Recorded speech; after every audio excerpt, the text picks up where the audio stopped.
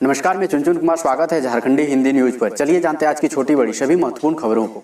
Jharkhand board matric और intermediate के आवेदन की तारीख बढ़ी।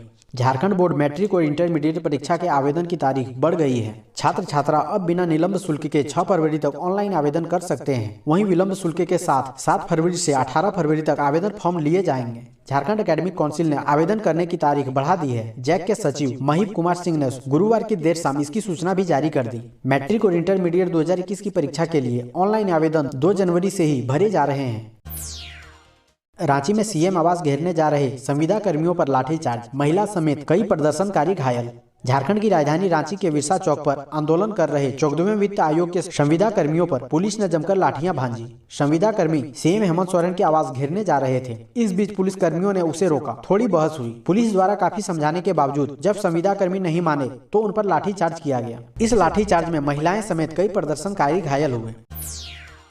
हाईकोर्ट ने कहा, झारखंड में साल 2019 के पहले की रिक्तियों में सवर्णों को आरक्षण नहीं। झारखंड के विभिन्न कार्य विभागों में सहायक अभियंता के वर्ष 2019 के पूर्व की नियुक्तियों में आर्थिक रूप से कमजोर सवर्णों को 10% आरक्षण का लाभ नहीं दिया जा सकता। इन्हें केंद्र सरकार द्वारा जारी अधिसूचना के बाद की नियुक्तियों में ही लाभ दिया जा सकता है। गुरुवार को झारखंड हाईकोर्ट ने यह फैसला सुनाया। इसके साथ ही जस्टिस ए.के. द्विवेदी की अदालत ने सरकार के विभिन्न कार्य विभागों में सहायक नियुक्ति के लिए निकाले गए विज्ञापन को निरस्त कर दिया। साथ ही सरकार को 50% और EWS के लिए 10% आरक्षण के लाभ के साथ अलग अलग विज्ञापन निकालने का आदेश दिया। स्वस्थ हुए शिक्षा मंत्री ने कहा, जल्द झारखंड लौटेंगे। चेन्नई के MGM हेल्थ केयर में चल रहा इलाज। चेन्नई में MGM हेल्थ केयर में इलाज करा रहे झारखंड के शिक्षा मंत्री जगन्नाथ महतो फेफड़े के संक्रमण से पूरी तरह मुक्त हो गए हैं। गुरुवार को वर्चुअल प्रेस कॉन्फ्रेंस में उन्होंने कहा कि अब वह अपनी क्षमता से सांस ले रहे हैं। जल्दी ही वह झारखंड लौटेंगे और कामकाज संभाल लेंगे। प्रेस कॉन्फ्रेंस में MGM के निदेशक डॉक्टर R.K. बालकृष्णन ने कहा कि कोरोना संक्रमण के कारण उनका फेफड़ा पूरी तरह से क्षतिग्रस्त हो गया था। 23 दिन के बाद 10 नवंबर को उनके फेफड़े का सफल प्रत्यारोपण किया गया।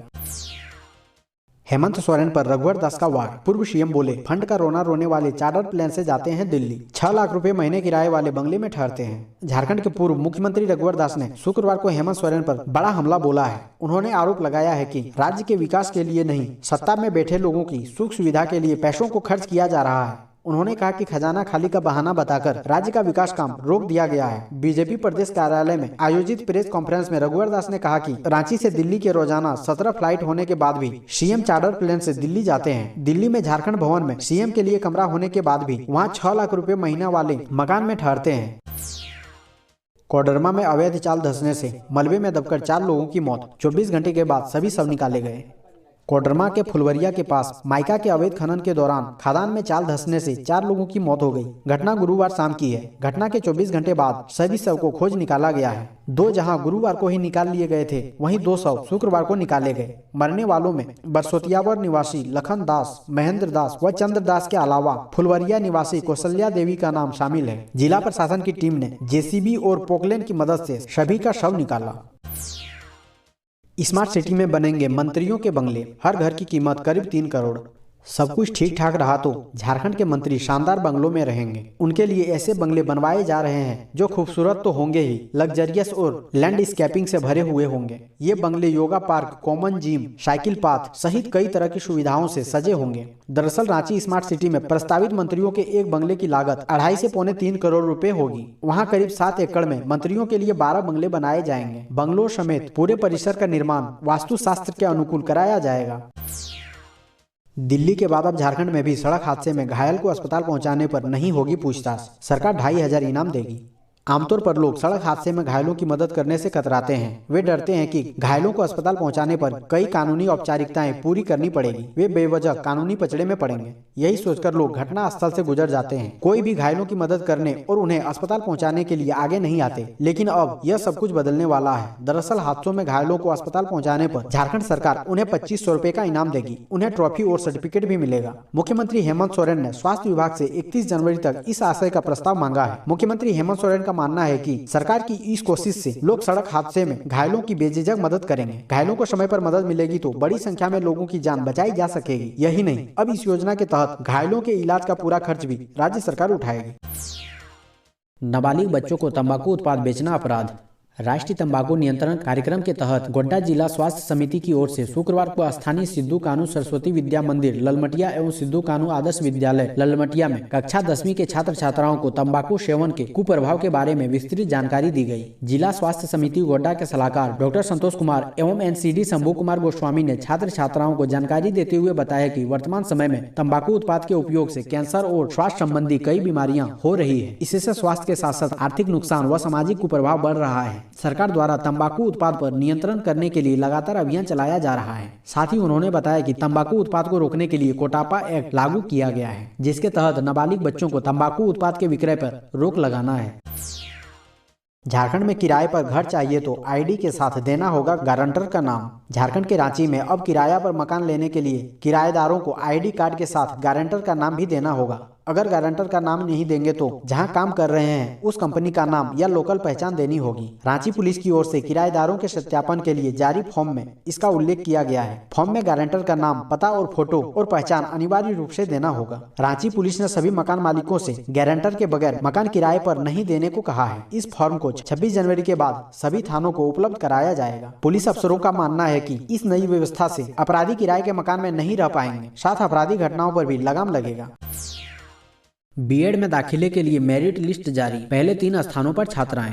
झारखंड संयुक्त प्रवेश प्रतियोगिता परीक्षा पार्षद ने राज्य के सरकारी व गैर सरकारी बीएड संस्थानों में दाखिले के लिए अंतिम मेधा सूची का प्रकाशन कर दिया है। इस बार राज्य मेधा सूची में पहले 3 स्थान पर छात्राएं हैं। एकेडमिक अंकों के आधार पर तैयार मेधा सूची में पहले स्थान पर पल्लवी कुमारी, दूसरे स्थान पर सावित्री हेम्ब्रम तथा तीसरे स्थान पर अनुप्रिया रही है। पार्षद ने मेधा सूची में कुल 76,361 अभ्यर्थियों को शामिल किया है। इससे पहले पार्षद ने औपबंधिक मेधा सूची जारी की थी।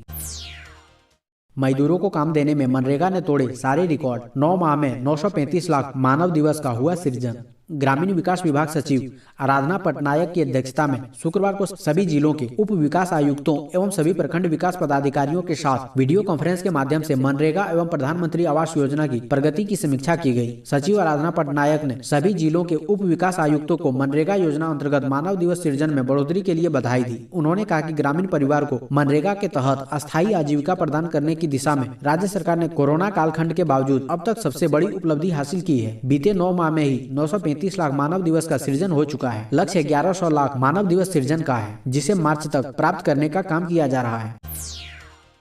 लोगों की सुरक्षा के लिए रांची में 4 और नए पुलिस स्टेशन बनेंगे। तुपुदाना, मेसरा, पुदांग व बारेंदा को थाना बनाने की प्रक्रिया शुरू। राजधानी में 4 और थाने बनेंगे। इसके लिए प्रक्रिया शुरू हो चुकी है। ये सभी थाने पुलिस आउटपोस्ट यानी ओपी को अपग्रेड कर बनाए जाएंगे। अपराध और अपराधियों पर नकेल कसने के लिए नए थानों का गठन किया जाना है। इनमें से 3 थाने शहरी क्षेत्र में है, जबकि 1 थाना ग्रामीण क्षेत्र में है। अभी रांची जिला में 44 थाने हैं, अब यह बढ़कर 48 हो जाएंगे। रिम्स रांची में निकली वैकेंसी, आवेदन की अंतिम तिथि 22 फरवरी।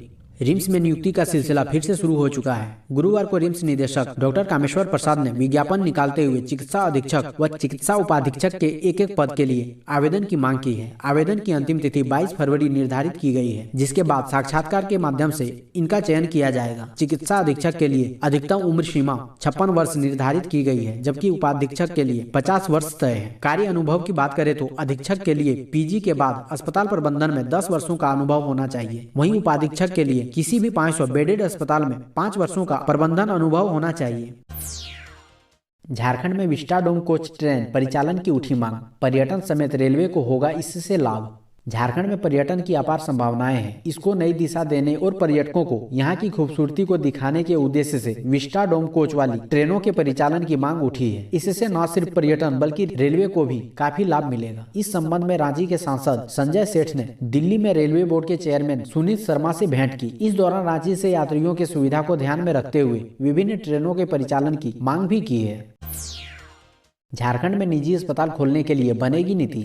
झारखंड में निजी अस्पताल खोलने के लिए पहली बार नीति बनाई जा रही है। मुख्यमंत्री हेमंत सोरेन के निर्देश पर स्वास्थ्य विभाग ने इसकी बाकायदा शुरू कर दी है। प्रस्तावित नीति में ग्रामीण क्षेत्रों में निजी अस्पताल खोलने पर सरकार कई प्रकार की रियायतें देगी। इसके लिए संबंधित अस्पताल के साथ राज्य सरकार MOU पर हस्ताक्षर करेगी। दरअसल राज्य सरकार ग्रामीण क्षेत्रों में भी बड़े निजी अस्पतालों की स्थापना को बढ़ावा देना चाहती है। इसके लिए सस्ती दरों पर जमीन के अलावा अन्य कई रियायतों के प्रावधान नीति में किए जाएंगे। पॉलिसी में बिजली, पानी व कई अन्य सुविधाओं में सब्सिडी की व्यवस्था की जाएगी। वहीं शहरी क्षेत्र में ऐसी ऐसी रियायतें मिलने पर बेड की संख्या सुरक्षित की जा सकती है, जिस पर राज्य सरकार द्वारा तय दर पर ही झारखंड के मरीजों का इलाज होगा।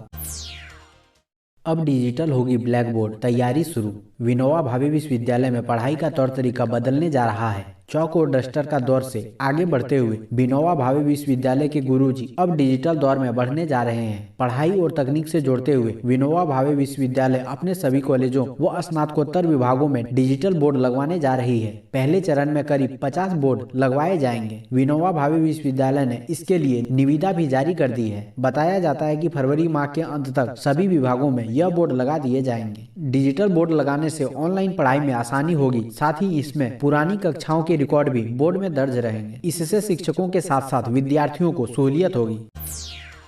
उर्दू स्कूलों में अब शुक्रवार को छुट्टी, शिक्षा विभाग के कैलेंडर में संशोधन। राज्य के सरकारी उर्दू प्राथमिक स्कूलों में पूर्व की तरह शुक्रवार को ही साप्ताहिक अवकाश रहेगा। रविवार को ऐसे स्कूलों में पठन पाठन होगा। विभिन्न शिक्षक संघों की मांग पर प्राथमिक शिक्षा निदेशालय ने पिछले दिनों जारी कैलेंडर में संशोधन करते हुए शुक्रवार को इस संबंध में शुद्धि पत्र जारी कर दिया। दरअसल निदेशालय द्वारा पिछले दिनों प्राथमिक स्कूलों में वर्ष 2021 की छुट्टियों को लेकर जारी कैलेंडर में उर्दू स्कूलों के लिए भी साप्ताहिक अवकाश रविवार को कर दिया गया था, जबकि पूर्व में ऐसे स्कूलों में साप्ताहिक अवकाश शुक्रवार को होता था।